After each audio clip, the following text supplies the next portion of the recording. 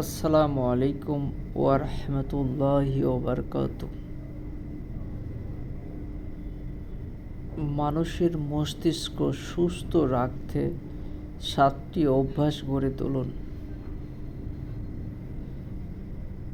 পর্যাপ্ত ঘুম, প্রতিদিন 7 থেকে 8 ঘন্টা ঘুম নিশ্চিত করতে হবে।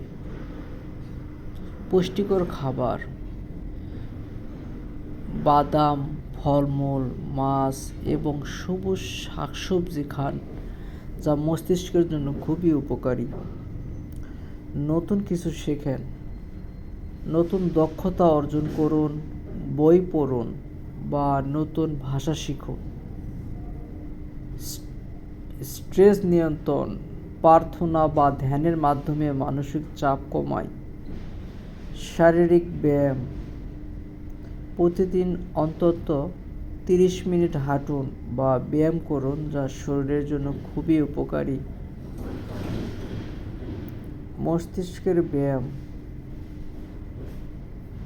পাজল গেম, দাবা, মেমোরি ইত্যাদি খেলুন, মস্তিষ্কে সক্রিয় করুন।